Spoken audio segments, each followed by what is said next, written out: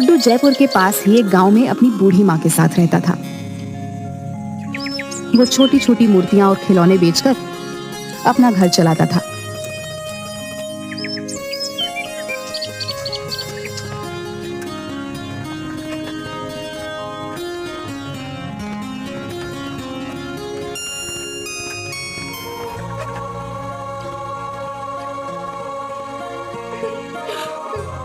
अरे माँ, क्या हुआ? तुम रो क्यों रही हो?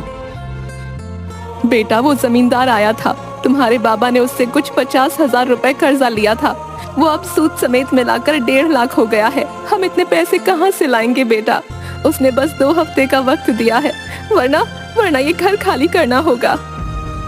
माँ, तुम रोना बंद करो, मैं कुछ करता हूँ। तुम फिक्र मत करो।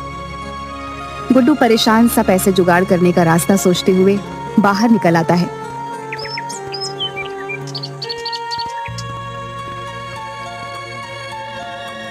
तभी घूमते हुए उसकी नजर एक बड़े से पोस्टर पर पड़ती है। 10 दिन बाद जयपुर शहर में मूर्तियों का एक एग्जीबिशन होने वाला था। उसे एक उम्मीद की किरण नजर आई।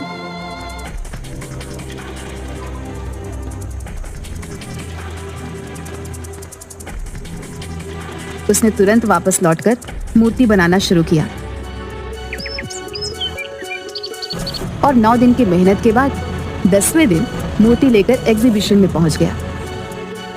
देखिए सर, ये मेरी सबसे कीमती मूर्ति है। और तुम्हें लगता है ये मूर्ति एग्जीबिशन में रखने के लायक है? पर क्यों सर, क्या हुआ? कोई कमी रह गई है क्या? कमी? गुड्डू, तुम इसे मूर्ति कह रहे हो? ये मूर्ति कहने लायक ही नहीं है, मिट्टी का कबाड़ है, कबाड़। सर ऐसा मत कहिए, इस मूर्ति को बनाने के लिए मैंने बहुत मेहनत की है। इसे मेहनत नहीं कहते गुड्डू। ये मूर्ति एग्जीबिशन में तो क्या, कहीं पर भी रखने के लायक नहीं है। ले जाओ इसे वापस। ये मूर्ति सिर्फ कचरे के डिब्बे में फेंकने लायक है। ले जाओ इसे यहां से। गुड्डू की आंखें भर आई। अपनी मेहनत को इस कदर अपने सामने बिखरते देख वो बहुत दुखी हो गया। गुड्डू ने आंखों में आंसू लिए उसे देखा और अपनी मूर्ति के टुकड़ों को समेटकर वहां से निकल गया। उसके जाने के बाद करण शिंदे खुद से ही बात करने लगता है। सपने हैसियत देखकर पूरे किए जाते हैं, और तुम्हारी इतनी हैसियत नहीं कि तुम इस एग्जीबिशन में अपनी मूर्ति रखो, समझे? चाहे कितनी ही खूबसूरत मूर्ति बना लो, गरीबी तुम्हें कभी ऊंचा उठने ही नहीं देगी, और मुझसे आगे तो तुम कभी नहीं निकल सकते। गुड्डू रोता हुआ बाहर चला जाता है और सोचने लगता है कि अब वो क्या करे। वो माँ से वादा करके आया था, वो पूरे पैसे लेकर आएगा। अब वो माँ को क्या जवाब देगा? कोई फायदा नहीं हुआ इतनी मेहनत करने का, सब बर्बाद हो गया। मेरी महीनों की मेहनत बिखर गई। वो उस टूटी हुई मूर्ति को गुस्से से वहीं पर फेंक देता है और वहां से आगे बढ़ जाता है। पर कुछ दूर जाने के बाद ही वो वापस पलट कर देखता है। उसे अपनी मूर्ति से बहुत प्यार है, जैसे उसका ही हिस्सा हो। वो ऐसे कैसे उसे फेंक सकता है? चाहे जो भी हो, चाहे मैं कितनी ही बार असफल रहूं, पर मेरी मूर्तियां मैं नहीं फेंक सकता। एक दिन यही मुझे कामयाब बनाएंगी। हाँ। गुड्डू ऐसे ही इस मूर्ति को लेकर वहां से निकल जाता है। शाम हो चुकी थी। वो दूसरे शहर से यहाँ आया होता है, इसलिए फिलहाल उसके पास रहने का कोई ठिकाना नहीं होता।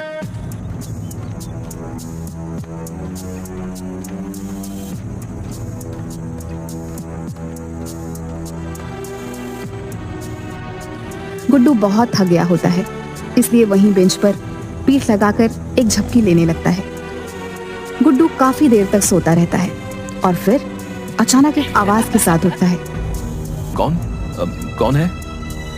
पर वहां कोई होता ही नहीं। अचानक गुड्डू की आंखें हैरान से बड़ी हो जाती हैं जब वह अपने सामने अपनी मूर्ति को देखता है।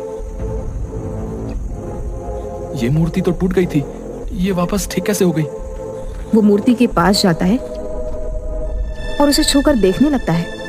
ये तो सच में पूरी हो गई, पर ये हुआ कैसे? ये तो पूरी टूट गई थी। गुड्डू अच्छे से ऊपर से नीचे तक, आगे से पीछे घूमकर उस मूर्ति को देखता है और फिर अचानक खुशी से उसकी आंखें चमक जाती है।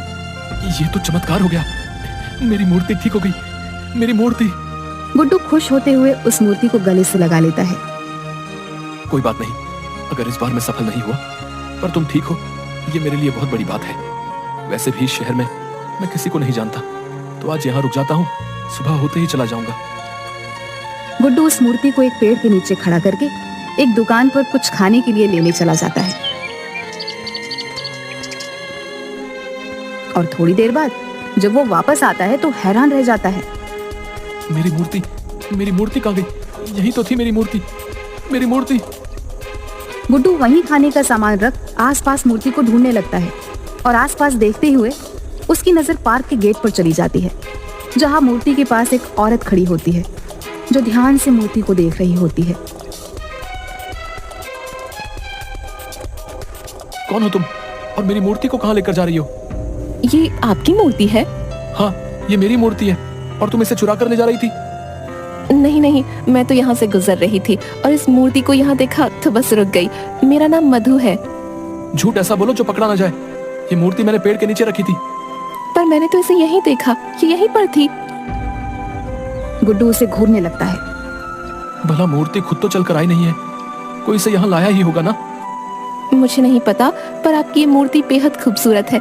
आपने खुद बनाई है? हाँ, मैंने बनाई है, पर कोई मतलब नहीं है। मतलब क्यों नहीं?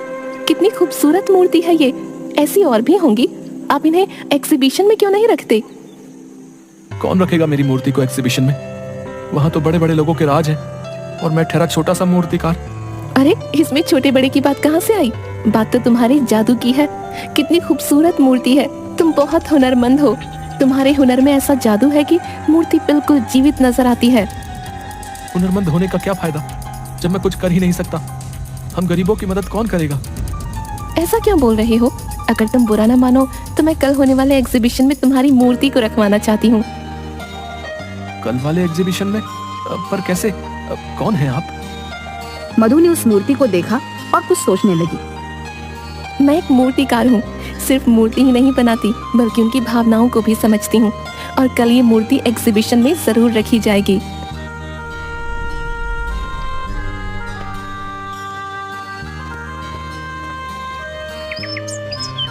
अगले दिन एग्जीबिशन में गुड्डू की मूर्ति भी रखवाई जाती है, पर किसी को गुड्डू का नाम नहीं पता होता, क्योंकि ये पहली बार हुआ था जब गुड्डू की कोई मूर्ति एग्जीबिशन में रखी गई है। गुड्डू खुश होकर देख रहा था। सबसे ज्यादा भीड़ उसकी मूर्ति के सामने होती है और ये सब देखकर उसे बेहद खुशी होती है। करण शिंदे ये सब देखकर उसके पास आता है। तुमसे कहा था ना, तुम एग्जीबिशन में मूर्ति नहीं रख सकते। फिर किसने रखवाई ये मूर्ति? आपने तो तोड़ ही दी थी, और शायद आज मेरा यहाँ आना लिखा था। मेरी मूर्ति ठीक भी हो गई और मधु जी ने मेरी मूर्ति एग्जीबिशन में रखवा भी दी। मधु? ये कौन है? एक मूर्तिकार है, यहाँ एग्जीबिशन में है वो। शायद उनकी मूर्तियां भी हैं। यहाँ मधु नाम की कोई मूर्तिकारा नहीं है और ना ही उसकी कोई मूर्ति है। गुड्डू उसकी बात सुन हैरान रह जाता है। वो इधर उधर देखता है, पर मधु उसे कहीं नहीं दिखती।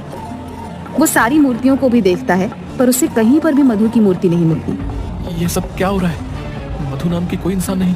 फिर वो कौन थी जो कल मुझे मिली थी, जिसने मेरी मूर्ति यहाँ प्रदर्शनी में रखवाई? गुड्डू परेशान सा यहाँ वहाँ देख रहा था। तभी अचानक उसकी नजर अपनी मूर्ति पर चली गई। मूर्ति का मुस्कुराता हुआ चेहरा देख गुड्डू को याद आने लगा। अचानक उसकी टूटी हुई मूर्ति का जादुई तरीके से ठीक हो जाना, फिर मधु का उससे मिलना, मूर्ति का प्रदर्शनी में आना और अब मधु का गायब हो जाना। उसे याद आता है कि मूर्ति कल अपने आप पार्क के गेट के पास पहुंच गई थी। गुड्डू सारी कड़ियां जोड़ता है और उसे एहसास होता है कि उसकी मूर्ति तिलिस्मी हो गई थी। शायद ये उसकी मेहनत और लगन का नतीजा था। इसका मतलब ये सब मेरी मूर्ति ने किया है। ये तो चमत्कार है। गुड्डू खुश हो जाता है। इतने में एक आदमी उसके पास आता है। सुनिए, मेरा नाम यश पाटिल है। मुझे आपकी मूर्ति बेहद पसंद आई है। माफ कीजिएगा, ये मूर्ति बेचने के लिए नहीं है। ओह, तो क्या आप मेरे लिए ऐसी ही कोई खूबसूरत मूर्ति बना देंगे? मेरी पत्नी को मूर्तियों का बहुत शौक है जी। मैं आपको मुंह मांगी कीमत देने को तैयार हूँ। प्लीज मना मत कीजिएगा। हाँ जरूर, मैं आपके लिए मूर्ति बना दूंगा। गुड्डू को वहाँ कई लोग उस मूर्ति की कीमत लगाने को बोलते हैं, पर गुड्डू नहीं बताता। तो वहाँ खड़े कई लोगों ने खुद उसे मूर्ति बनाने को कहा था और मुंह मांगी कीमत में खरीदने को भी। गुड्डू ने खुश होकर सबको हाँ बोल दिया था और प्रदर्शनी खत्म करके बाहर आता है तो वहाँ 2 आदमी पहले से ही उसका इंतजार कर रहे थे। सर, हमने आज प्रदर्शनी में आपकी मूर्ति देखी, पर आपने कहा वो बेचने के लिए नहीं है। अगले महीने एक स्कल्पचर एग्जीबिशन होने वाला है, क्या आप उसके लिए मूर्ति बना सकते हैं? सर प्लीज मना मत कीजिएगा। जी जरूर, मैं ये काम जरूर करूंगा।